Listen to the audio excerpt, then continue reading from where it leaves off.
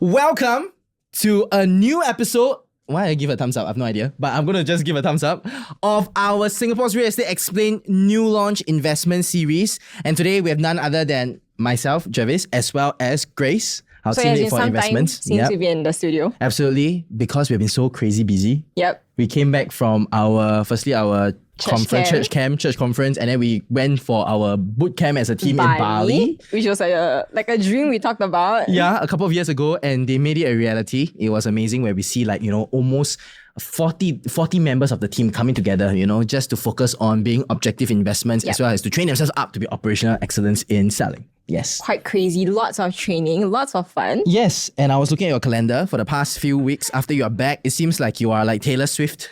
You have so many appointments. Back-to-back concerts. Yes. Yep. Back-to-back consultations. How is the market now?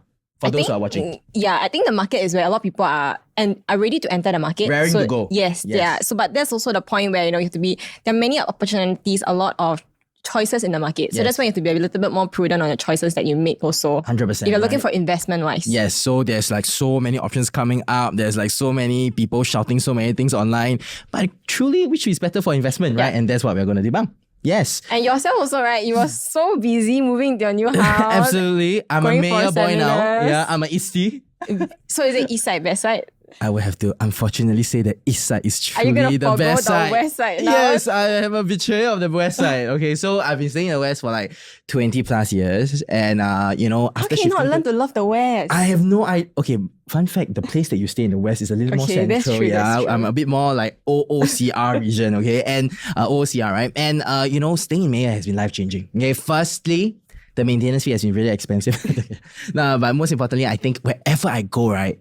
When I go to church, it's 10 minutes drive away. I go to office, it's 10 minutes drive away. I don't worry about the jam wherever I'm going to. You get full glass window in your toilet? 100%. That I'm trying to find some blind sponsors or curtain sponsors if you're interested.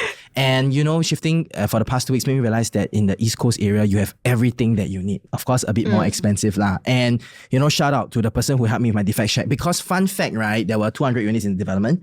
I was the first few to move in and have my defect check done. In our team, we had I went in and I saw the stickers everywhere. All the blue stickers everywhere, and that is done none other by Uncle Defects, right? One of our key partners who is just so meticulous in choosing defects. When I went in the unit, I was like, it looks okay. No, when I saw the sticker and I go closer and say, where is the defect? Where is the defects there, right? So Uncle Defects have been so great in sponsoring me in our defects check as well, and we really trust them so much in that. So if you're interested, of course, please do look out for Uncle Defects. They are amazing in what they do. And fun fact, they are not uncle, they are actually young people who are actually doing this, which I love so much.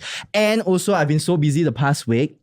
There are 3 very interesting things that I'm doing this week.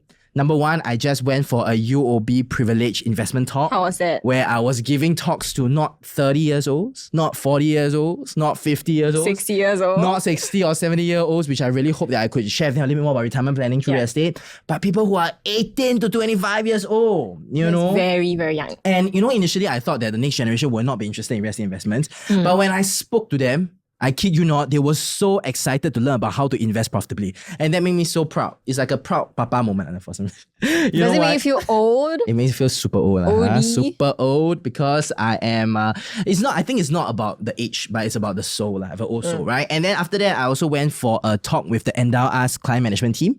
And as you know, Endow Us is one of the top brands when it comes to financial management. I love them because they are fee-only consultation and they are also super objective in choosing the right funds. So I spoke to the client management team about real estate investments. And tomorrow, if anybody know who Ryan Serhan is, I'm speaking to someone from the Serhan team, right, to talk about some collaboration, right, so that we can increase our portfolio of investments everywhere. So maybe you'll see Jarvis on some Hollywood movie I think coming that would definitely not happen, yeah. And I also think that we will not own Manhattan, which is a new series that came out from Ryan Serhan. Fun fact, I think we can share this now, we signed an NDA, but it's already over. We almost were featured on Netflix and Bravo because they wanted to do a Singapore series on our team. Selling Sunset, right? But after they look at the properties that we have shown them, they're like, where are the beach houses? Okay. So, Singapore is a bit different. But one thing I love about Singapore real estate is because the investment potential is really high, right? So, today we're going to talk about this particular development and it's called Kassia. A flower? A flower, in absolutely. The east? In the east, in the Your Loyang kind of area. east? Not really my kind of east, to be really honest. But right? still east. Still super duper east, right? And so east that is the location really something that we will have to consider to invest, right? Do you know one fun fact is that throughout all the social media platforms and videos that I've seen, right, this development is packaged as a freehold development selling at 99 years price. Yeah. So the fact of the matter here is it worthwhile for investment or not? Let's not talk about the own stay element. We'll talk specifically about investment today. So before we start, if you don't know who we are from the JNA Investments team under the JNA Real Estate brand. And if you want someone to speak to, right, to have an investment consultation because it's going to change your life, the number is going to be over here. You can contact J. Dot, who is our AI client care manager, who's going to talk to us and talk to you and link you up with us, right? Number 2, also, have you joined our Telegram channel or not? A lot of goodies. Especially some goodies, especially when I'm shifting. There's a few brands that's coming in, right? And there's going to be goodies in our Telegram channel. We grew it to about 2,000 plus people. We don't actively shout out, only in our videos. So please join. Support us. Yeah. So that you can have the first dips to any of our home tours that come out and also any of our investment content that comes out and also exclusive perks and discounts. So please scan the QR code. Last but not least, of course, I know a lot of you guys have been waiting for our 2024 and 2025 new launch deck. Okay, this deck is amazing because it's going to show you everything that is going to be for sale in 2024 and 2025. And the key about this is so that you can make the right decision. There is more than you expect. Way more than you expect. There'll be break-even prices there. There'll be estimated pricing there. And I want to be so proud to say this, that our estimated pricing for development launch has been currently almost 100% accurate, even to the last 2 numbers, because it's like 2,000 plus, right? So the last 2 numbers are also quite accurate. So please scan if you're interested, go into the QR code and get the whole deck for yourself so that you can do your investments DIY eventually if you want to, okay? So how is our investment team doing actually? So in the past, I would say 7 years. We have served a total of 500 investment clients, of which we have outbid the S&P index. So something that we are very proud of, and currently 100% profitability. So we're actually very happy that following our prudency in our investment methodology and our mandate, we have been helping clients consistently make profits in their investments and consistently change their lives, right? For better or bigger homes or better investments, right? And if you don't know about our sell side team, we have gotten 106 Google reviews as well, with 2,000 homes sold with 80% at record PSF.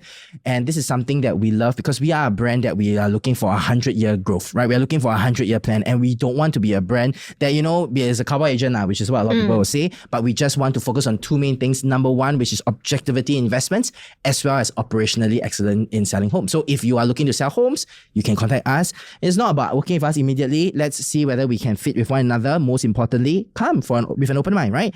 Or alternatively, if you're looking to invest, talk to us. It's free for now, right? So just come and talk to us. It's free for now. Maybe when we hit our 800th mark lah.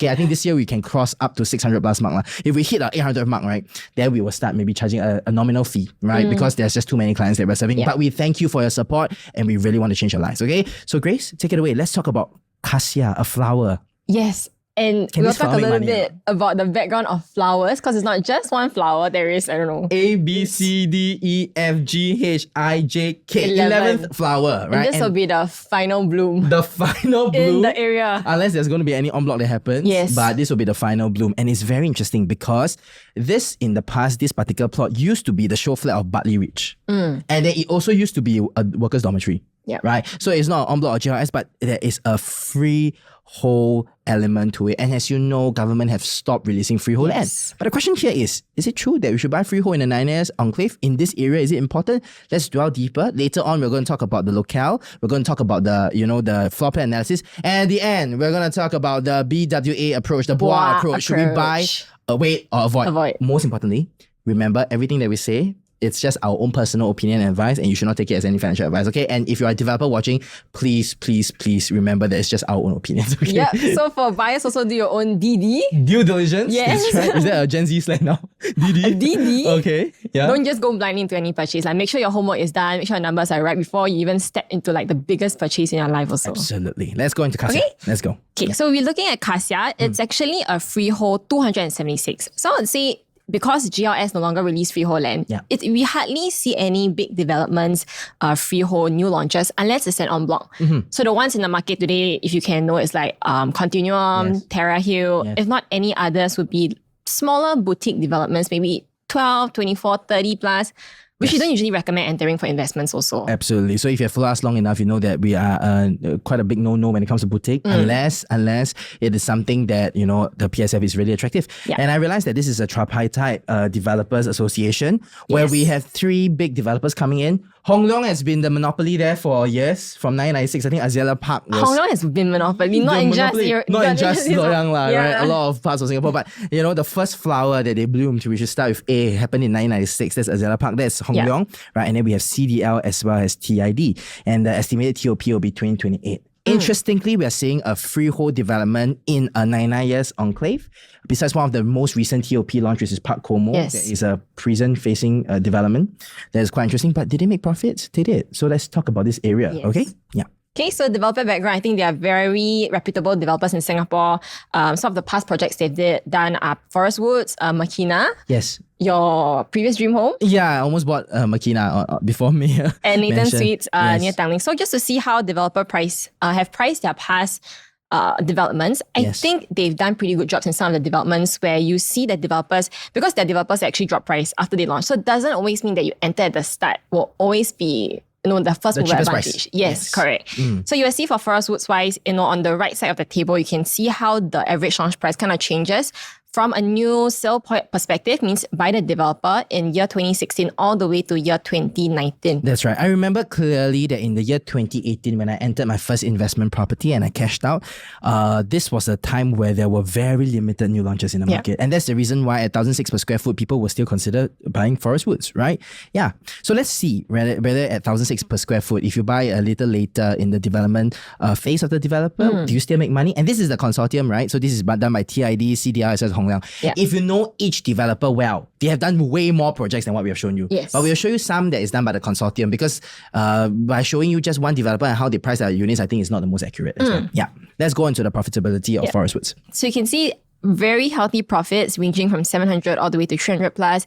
So you can also see that, those that enter at a later stage at 2017, although they're not like the first mover advantage, but you will still see that very healthy profits are about 500k for 915 development. So it doesn't always mean if you miss the launch, it's not something that you can enter anymore. Yes. On the contrary, doing balloting, during the very first launch, there's always a lot of emotions involved also. Yeah. So it's always down to the entry price when deciding when to enter. The last time when I entered during balloting was at Twinview. And it was so stressful because I felt that I was just It was live balloting back then, It was live balloting, and when they announce your name, you feel like you're a winner and you've kind of forgot what PSF you have to enter. And then we kind of revisited this experience when we were at Lentor Mansion with the investment team as well. Yes. So this was the time where I told the investment team, this is how much I have. You're going to use the money and going to help me invest in the property, because I really trust them. And myself, of course, we have looked through a lot of properties and we know what to buy. Yeah. And I kid you not, we had to come up with the full Excel spreadsheet, have an indicative price each, and know what to enter. And in the end, from 12 identified units, we only zoned down to 1. Yeah. And just to share with you, I bought kind of a mid-floor unit, and the lower floor unit actually just recently sold 200k above what I bought, which is amazing. It means 200k profit in a couple of months. I think 5 months? Yeah. 6 months? Yeah. All right. So that's Forest Woods. What about the Flora Drive development? Okay, right? so this I was It's a just mouthful, saying, this is testing your pronunciation, right? On how you're going to pronounce all these flowers names. Azali. You have Balota. Balota Park.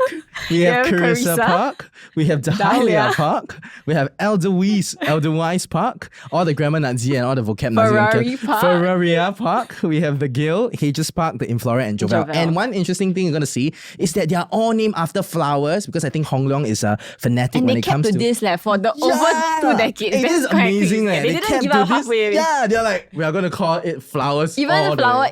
Like, I don't know, the name is a trend. They still had to follow it because... Absolutely. Yeah.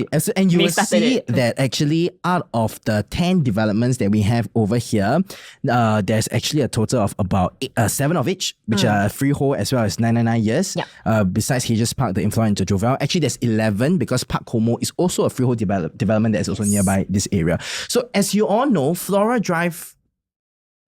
I just covered about Flora Drive when I was with Endala's team, And Flora Drive, to me, it's a very special place. In my heart.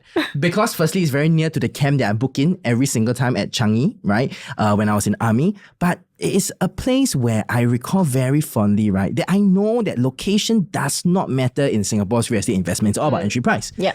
And this is a location that I'm very apprehensive about. The reason behind that is because number one, when you were to stay there, you will understand that the convenience option when it comes to buying some daily necessities may be just slightly further away from just slightly, yeah, maybe to the newest mall at Pasir Ris Mall is a 11 minutes drive, and then it's going to be like a 30 minutes bus ride with waiting time, and then it's going to be maybe a 60 minutes walk. I have no idea how long. And nearest MRT that's coming up. I mean, there's a new transformation. That's right, transformation is happening. And how far is it? 2.2 kilometers. 2.2 kilometers. So it means that the Cross Island Line, right, I believe, right? That is the Cross Island Line that is coming up. For the Cross Island Line, if you are someone who loves to walk, that's not me, right? And every single day you want to walk 4.4 click, what's 2.2 times 2? You will definitely be way slimmer. It's just 1 hour lah. If you actually have 1 hour every day to do your workout, right, you can easily clock this in also. Yeah, why not just stay in another research development that's nearby, right? Okay, so let's go into the location. What about nearby schools? Yeah, okay, so for this one, if you're talking about like top schools within 1 to 2, there isn't any top well-known schools that people know for. Schools are good schools, Grace. Sorry. Yeah. I mean, let's rewind. Not the top 10 lah. Not the top 10 lah. Yeah, not the top 10. So you'll see East Spring, White Sands, Casuarina. Yeah, these are the nearby primary schools. And then of course, secondary and tertiary, you also have a few that you see on the screen. But many people always buy for the primary schools lah. And just to be very open and honest about the whole school system in Singapore, right? You know, I came from a good school. And one thing that I realized that when I meet more and more successful entrepreneurs, right? Not all majority of the successful entrepreneurs do not come from top schools.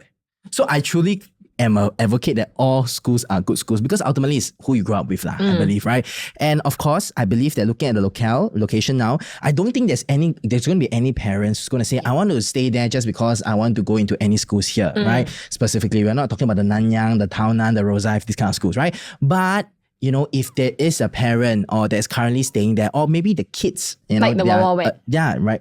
Like the Wawa Wet or is attending primary school or secondary school, there this will be one of the demand factors that you'll see people buying this area. Yeah. So moving on to location, amenities and close spot, I think in this area itself, it's something that people buy for quietness, for the serenity. Yes. You won't get, if you're talking about convenience, amenities, like what Jarvis mentioned, it's not the closest to. I remember in the past, I think it's even worse. You want to buy a loaf of bread. Now they have the vending machines, right? Give it, man.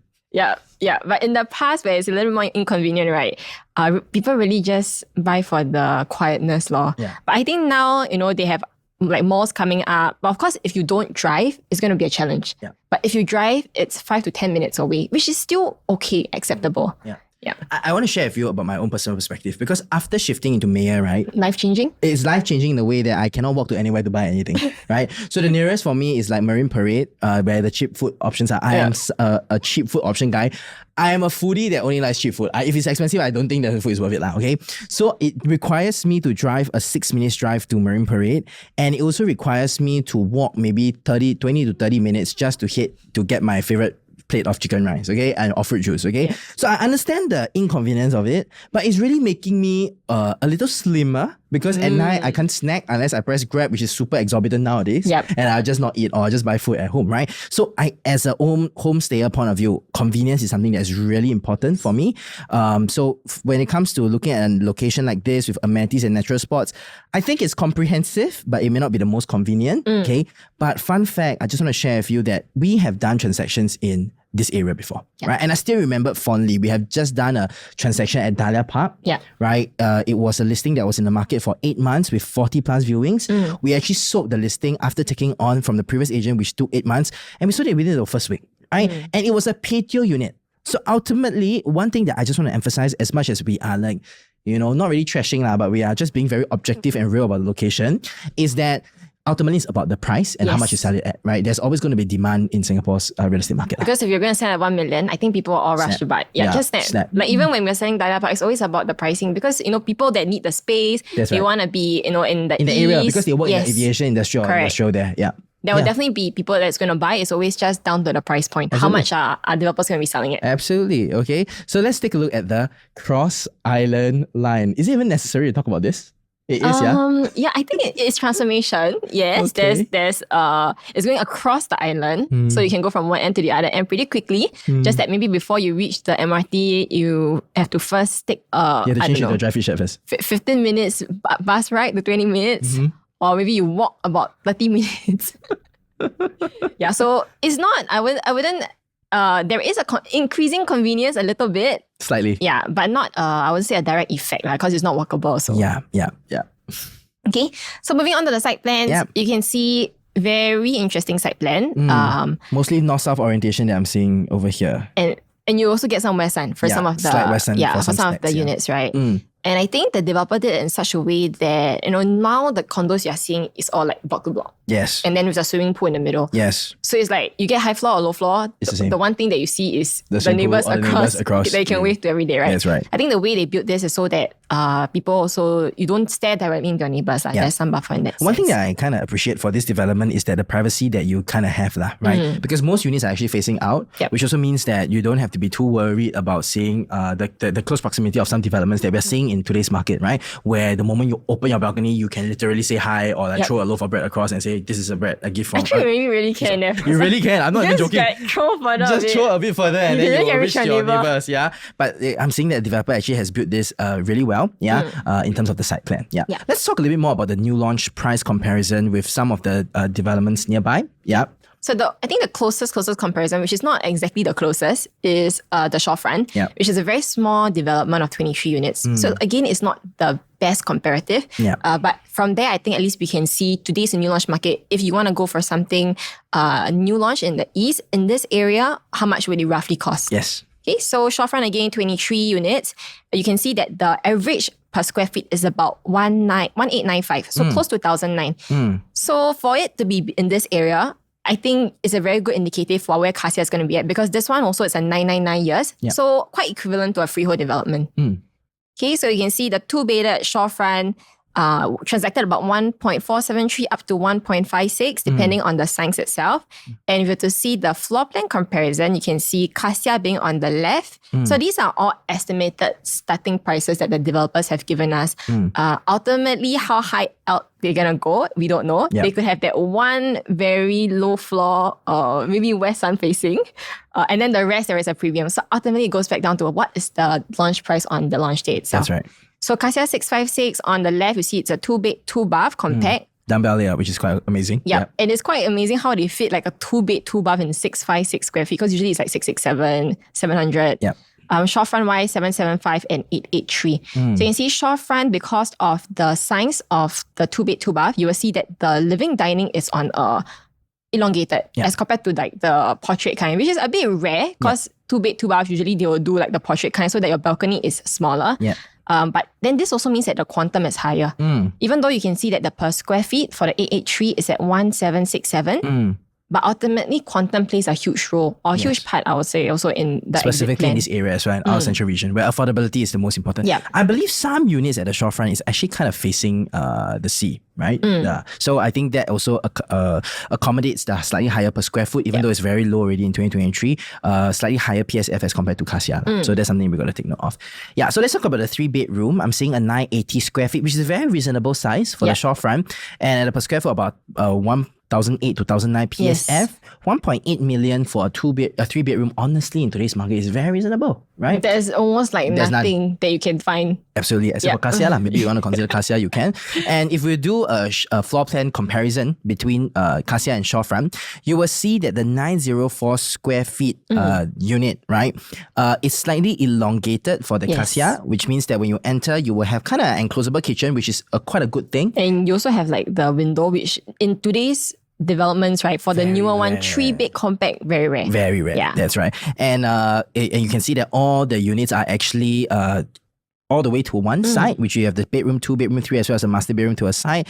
Whereas, let's talk about the shorefront. The shorefront, personally, in my opinion, I feel that the layout is slightly better because it gives you a very squarish kind of dining and living experience, which I appreciate when hosting. It looks bigger, right? Master bedroom has an island by itself to the left. Very little wasted spaces as compared to the Casia. But of course, you are paying a bit more because it's 980 square feet. You have a utility room, whereas for Casia, there's no utility room. Okay, so for someone who just shifted into somewhere without a utility room, my house has no utility room. It's 1,400 square feet. But there's no utility room. Yes, right. I have 4 bedrooms. Okay. Sorry, 3 bedrooms and 4 bathrooms. Okay, so it was a concern when we bought it at first, but right now when I re-ran my valuation for my unit, it has profited about 400 to 500k. Okay, but the interesting thing about this is, as I'm shifting into my house, and I was just thinking, where can I put my things?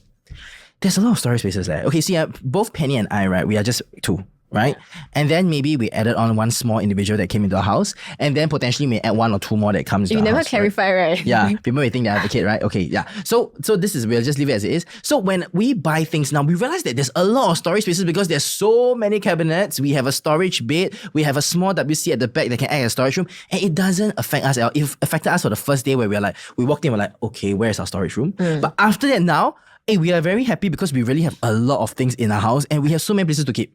And when you don't have a storage room, you have less rubbish. Less stuff in your house. It's true, because you won't just store it aside. Like when I was shifting from my parents' home, I just look at my own storage room, right? I don't even know what's inside. Yeah, maybe there's like a corpse inside. You also don't know, right? So that is what I want to assure all of you, right? That going even on the ground for viewings, not everybody is too worried about storage room unless they have a big family. Okay, but usually people buying at this area under 2 million quantum, people who are not buying with a big family, lah. Okay, so let's talk a little bit more about the resale comparison, right? We are going to talk about two main developments. They're just TOP. Number one is the Jovel. 99 years. 99 years. Yes. And then we're going to talk about Park Como, which is a freehold development. Okay, let's talk about Jovel first. Yeah. Okay, so Jovel being the last flower before Casia is out, right? That's right. It's 428 units. So quite comparable in terms of the size. Completion was in 2022. So to see where the location is, it's just beside. If you want to walk, it's like 350 meters, so 5 minutes away. Yeah. So the first thing we want to see is that for this area itself, people are concerned about the location. So upon TOP, you want to see if there's any transactions happening. Because if there isn't, then there's going to be a concern. Correct. It means that, people buy for new launches. But then when it comes to the resaleability, it's hard to exit. That's right. And one thing that I just want to talk about is also let's just zoom in as investors, right? What kind of units are actually transacted as well? Because that gives us a confidence whereby, is it indeed true that all the 1+ study or the 2 bedrooms are not sold? Okay. So let's look at the TOP demand. What are we seeing now? So you can see when at TOP in 2022 all the way to 2024, if we don't consider the new sale from the developer still, if you look at sub-sale and resale, I would still say it's not the best performing, but I would still say there is still healthy transactions where the units are still moving. But as you can see, from, let's say in 2024, we're only seeing one transaction in January. So to be objective-wise, there is demand, but it's not the strongest as compared to other areas in Singapore, which is relatable because of the location itself. Yes. And also because there's really a lot of other developments that they can choose from. There's like 12 developments they can choose from. I can just, I don't know. Yeah, A, B, C, D, E, F, G, H, I, J. What is my favorite letter? That's right. So let's take a look at the profits of Jovel. So you're going to see that the highest profit till date is about $201,000. This is someone who has held the unit for 3 years, and it's a 1033, which is a 3-bedroom unit, right? A bigger 3-bedroom unit there, which makes 200K. So the question here is, 3 years with 4.8% annualized gains on ROI. And is it worth or not? Because during the 2019 to 2022 market, right, it's one of the biggest booms for resale and also new development. So would I be happy if I entered in 2019 pre-COVID, realizing that in 2022 I cash out 200K? The answer is an absolute no, okay? So it would definitely be not lah. And then eventually you're going to see that there are some units that are held for like 5 years that make 100K, 4 years that make 100+ K. I would definitely say this, that if you were a seller at Jovel, you would definitely gain people who have made more profits in the same time frame lah. Yes, in other developments, which could be much, much more. Way more. Yeah, way more. All right. So let's take a look at the GIL and let's understand what's the reason why Jovel profits were actually affected in that way. Yeah. So to compare the GIL back then, GIL actually TOP in 2014. So I would say the difference in TOP dates is about 6 years, where Jovel TOP in 2022. When Jovel launched as a 99 year, yes, it being newer should be higher than a resale project at that time. Reasonably. But the fact is that Jovel was a 99 year and the GIL is a freehold development.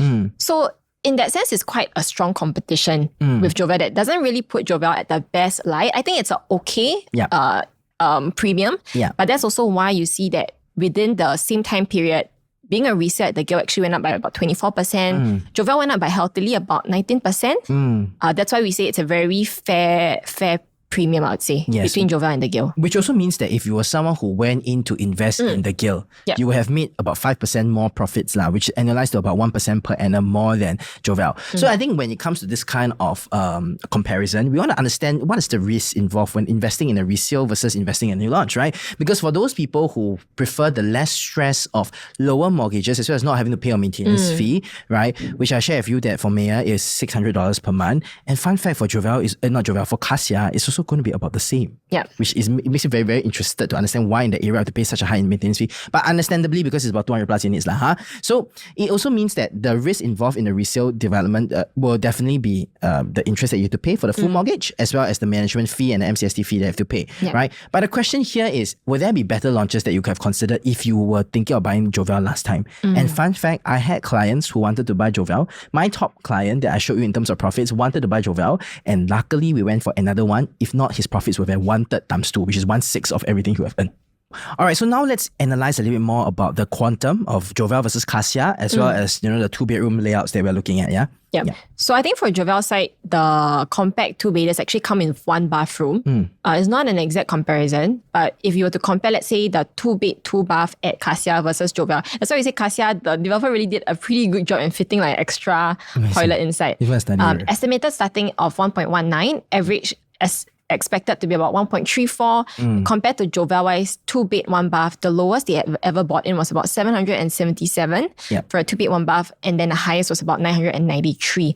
So if you compare the 1.19, let's say we are starting from versus 993, I think for extra bathroom and being of a freehold, puts Casia at a better light than Jovel. 100%. Looking at just the floor plan as well as the entry price, I mean, today's market, if you're entering a 2-bed, 2-bath at 1.19 or even 1.3, and 2-bed, 2-bath plus study at 1.3, similar pricing, I think definitely it makes sense to buy something like Casia.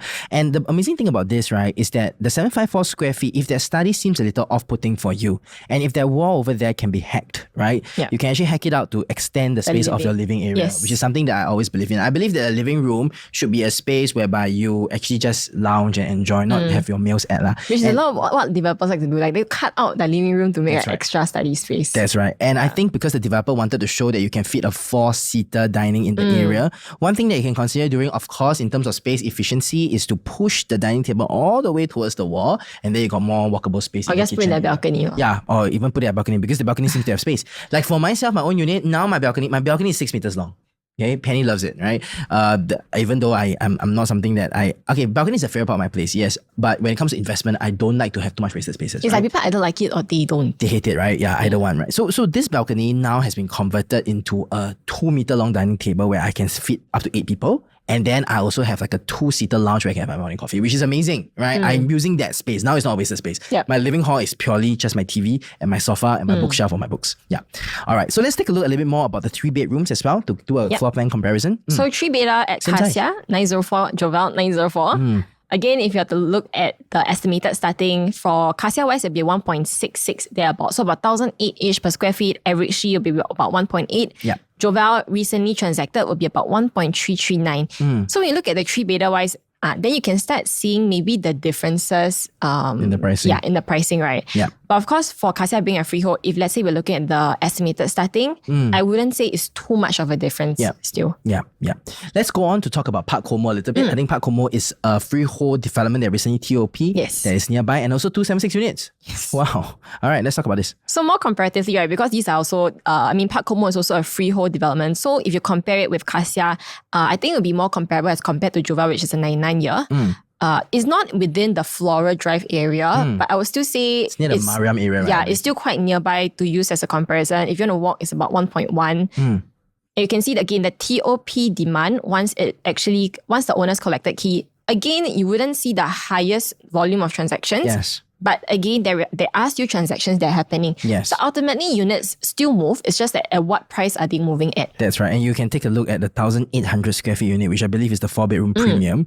And she went for a price of 3.1 million in the area, right? It shows that there is actually people who are looking to buy in the area, right? Yeah. So it doesn't mean that the demand factors there is not popular. If it's not popular, there will not be so many developments there. Yes. You know, the developers also must have done their DD. You see a ghost town, nobody's staying. But that's not what you see. Like, you see every unit is definitely still filled, right? Filled. That's awful, right? So let's talk a little bit more about the profits and Park Como. I think Park Como profits, as compared to Jovel, they did a much better job at it. You will see that for some of the 3-bedders at 915, 969, 343, 345, very healthy profits. Even the smaller ones, 700, 732, which are 2-bedders, are like 244. So I would say profits-wise, Park Como, like we mentioned, location may not be the most ideal. People kind of shun away from this area. But the profit seems to say otherwise. It's quite reasonable. But I just want to be very upfront and honest with all of you, all right? So if you take a look at the two highest profitable transactions, which is 0556, as well as 0256, which is Stack 56, right? You're going to see that the owners who bought it in the year 2020 as well as 2019 pay about 1,004 to 1,005 per square foot, I believe. Sorry, 1,004 PSF, yeah? So at 1,004 PSF for a 1,800 square feet unit, right? It means that these owners have paid about $2.2 to $2.3 million. The question then we have here is that back in 2019, would you have bought something at $2.3 million and made more than $500,000? And the answer is a clear yes. There's plenty of developments that make more than $500,000 in the time frame. So it's indeed true that people profited. But the question is, we are only looking at the profitable transactions, and there are people who are still stuck there looking to sell, right? So these are just some risk factors that we want to take note of, because when it comes to investments, one thing that I always advocate is this, right? It is not like buying a stock. It is also not like buying Bitcoin, where you are hoping that there's a speculative play. You want to buy something that you know when you sleep at night, you know that the price is very appreciated. And this is what would not distract you from thinking, when should I sell, when should I sell, when should I sell? Whereas you just have a flip model if I'm investor. It's like Tesla stock. When should you sell? Absolutely. I got a lot of calls because a lot of people, I told some people to buy Tesla and they made money and they asked me when to sell, right? So it's very different. And you know that kind of vigor that you have when you're looking at a stock like Tesla and stuff like that, speculation, it's fun. It's like you don't know when. Absolutely. For us, it's a very small amount. Yes, but it's when small you go amount. Property, it's not like talking about 2-3 million. I'm not going to play that kind of speculative amount in, right? So just to share with you all openly, right? Don't just jump into the conclusion and say, hey, you know, $500,000 profits. It is true that what Grace mentioned is very reasonable. They were saying it's the opportunity cost in other areas. Absolutely. And the risk that you may have to uptake or even bear with if you can't sell it, okay? Okay, let's look at the floor plan for both Casia as well as Park Como. You see Casia wise, you have the compact one at 656 and then the one with the study at 754. Park Como, I would say the floor plan is on the bigger side because you don't get a study. It's a pure 2-bed, 2-bath, but it's at 732 square feet. This is what that was recently transacted. With 2 balconies. Yes. One at your master and one at your living, which is quite unusual. At 732, the quantum is about 1.38. This actually puts Casia with a 2-bed, 2-bath starting at 1.19 at a better light because you're also newer. Absolutely. But with of course, the same utility. Yes, and correct. open concept kitchen. But you don't have 2 balconies lah. But I think for 2-bedroom, people usually don't expect an extra balcony also. Yeah, and also there's a wasted space at the entry area where the best you can do is to put a shoe cabinet there. At that wall. All right, so let's take a look a little bit more about the comparison between the Casia as well as Park Como 3-bedders. So you can see Park Como 969, quantum at 1.8 versus Casia 904. Estimate starting is about 1.66, average is about 1.8. So if you look at the average wise, they are quite similar. Where when we're looking at new launch, usually they will be at a slight premium.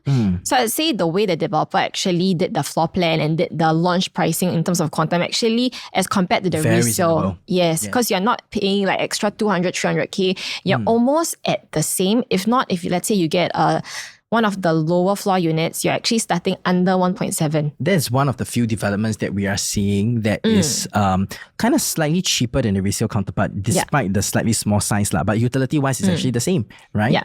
So let's take a look and analyze a bit more about the entry price analysis. How did Loyang perform in the past few years compared to the Singapore market? Did it outperform Singapore, or is it like kind of the same? Or did it do very badly? So if you see Loyang area, right, let's say the floor, okay, not just the Flora, but also including like Park Como, that area side. If you were to take all the developments average over the past 10 years from 2014 all the way to 2024, prices actually went up by about 34%. So comparatively, if you have to look at Singapore, right, within the same 10-year period, Singapore went up by about 39%.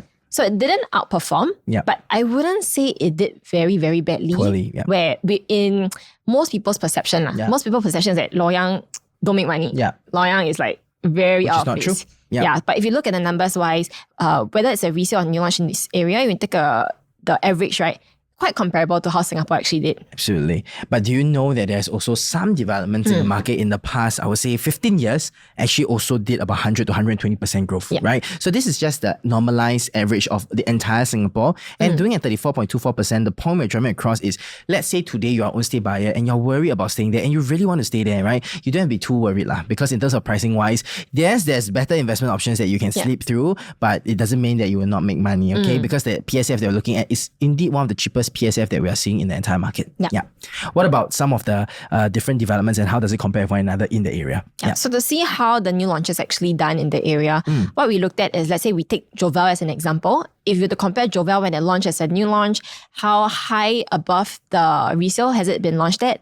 Compared to Flora, which is the latest new launch before Jovel actually came up, you'll see that the differences for both of them being both 99 years was about 17.5% for a 4 years age gap. So I think that is quite a fair comparison. It wouldn't put one or the other at an extremely better light. If let's say, example, Jovel is maybe 40% higher than Flora at that time, then for a 4 years age gap, Flora seems like a much better choice. So would you have considered the resale option at Flora, or would you have considered the Jovel as an investor back in 2018? If I had to choose between one of these two, I think I would choose the Jovel. Yes. Reason behind it? I think more certainty. If I were to be entering, if I knew like the pricing, if I considering the launch prices at that time, the cost of holding on to a new launch as compared if I have to go and rent now, I have to manage tenants, I have to, pay like property tax, maintenance, etc. There's too much hassle than to just buy and exit in 3 years' time because it's progressive. Agree. So I think different people have different kind of perspective. In my perspective, I feel that I'm someone who would have chosen the Jovel as well because the cost of ownership for the Jovel during the progressive payment period is going to be cheaper than the Flora. But of course, if I need a place to stay, of course I will consider resale option. I mean, I wouldn't rent and then in the end, the rental is going to kill my profits as well, right? It doesn't make sense at all. So I think it is that unique group of individual who maybe is your first asset, you still have a house, maybe with your family, or you have an additional asset and looking to flip. I always believe that new developments, if you choose properly, is a safer bet compared to resale. Okay, so let's take a look at the Gale versus Park Como. So we look at the Gale and Park Como, both are freehold developments. The age gap, one is 2014 TOP, Park Como is 2023, so about 9 years difference. You'll see that the gap is about 56% when Park Como actually launched versus the Gale. Again, 56% for a 10 years gap. Actually, I would say in this case, resale may have a better opportunity just because of the gap. It's quite significant. Yes. And it's not one leasehold, one freehold. Both is actually freehold. And that's why you'll also see that within the same time period, the resale at the Gale actually went up by 23% and Park Como went up by 17%. Absolutely. If you're wondering why we are showing you the different price gap, we have a video about resale price gap analysis as well, which we may add in the link below. If not, you can just go to our channel and find it. And there is a specific percentage based on the age of the property that we are comparing to that you have to follow through. And if you look at the resale price gap analysis, you will realize that you would not have chosen Park Como then, you have chosen the Gale, right? So this is an example of why we are showing you the different margins, right? But in actual fact, in 4 years is 17.17% increment, which gives us about 6% per annum. Could you have invested in a dividend stock of 6% or even be lucky and entered Tesla? I mean, if you entered in 2019 and 2020, also Bitcoin. or Bitcoin, right? So definitely there are still better investment options that we can look at. Okay, so let's talk about our concluding thoughts then. So I would say if the average of Casia is going to be about 2,000, if let's say you want to compare, like how we compared for Jovel and Park Como when they first launched, the gap now with Park Como, if freehold versus freehold for age gap of 4 years, is about 12.8%, which is about 227 per square feet. And the price gap with Jovel 99 years, 5 years is about 27.9%, 437. So yes, I think the per square feet wise or the quantum wise at Casia is something that is very attractive. Just to note also, when you look at the TOP demand, this area versus other areas in Singapore, you don't see as many transaction volume. There are transaction volume because ultimately there are people that buy. It's just at what price, right? But if you compare to other areas, the volume is not very strong. So that could be a slight concern also in terms of the volume wise and the demand wise. And one thing that I think we all have to note is the marketing gimmick that freehold developments, this is one of the few freehold developments that's selling at leasehold pricing. Honestly, the entry price looks very attractive, right? But if you take a look at the past ROI returns for Jovel compared to Park Como, Park Como actually did not outperform Jovel as a 99 years counterpart, right? So it shows that in this particular area, whether it's freehold or 99 years, ultimately, if you follow the J&A investments methodology, entry price is still the most important. Are there areas in Singapore whereby you have to consider the freehold counterpart? Yes, and you know this, right? In District 15, District 9, 10, 11, in the central areas where people are willing to pay a premium for these freehold developments, yes. But in our central region, ultimately, what is key? Right in the comment section below.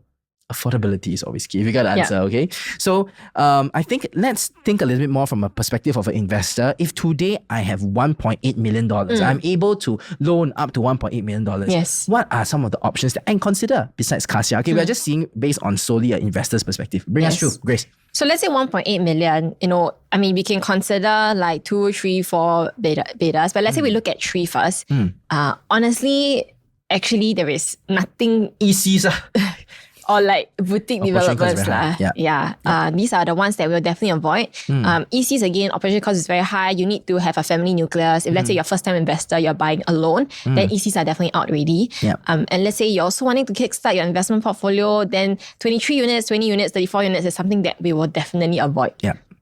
So let's say you at 1.8, you want to enter into 3 beta. At this point now, if you look at everything in the market, Kassia is the only option. It's the only one. Yeah. So I believe that if you are someone who's looking for a 3-bedroom unit for investment, even though that's also not part of our investment methodology, Kassia is the only choice that you have. Right? Yeah. If not, if let's say you look at 2 betas wise, what are some of the options? I would see this 16 over here. These are some of the options you can consider. Of course, there are some very small boutique developments like Mata, Jensen. Which will be out lah. So don't consider those. Yes. Right? Arcady also, small development.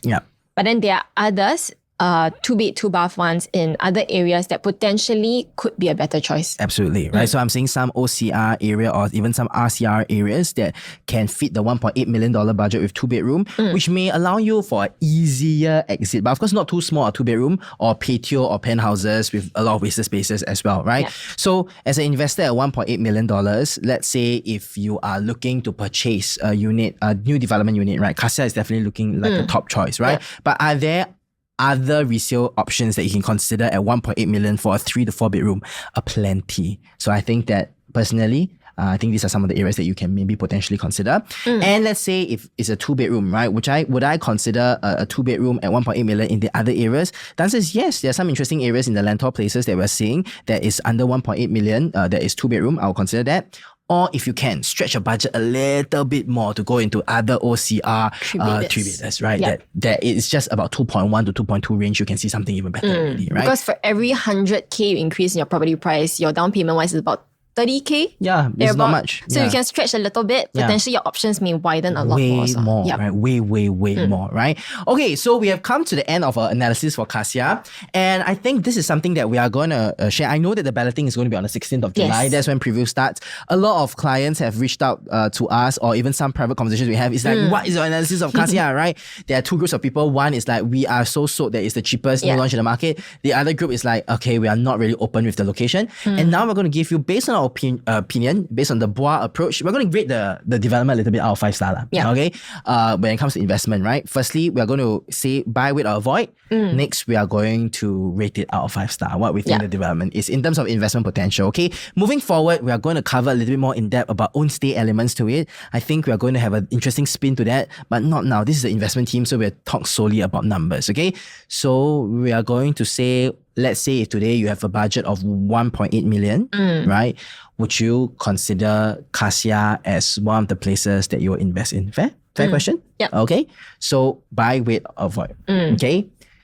3, 2, 1. Wait.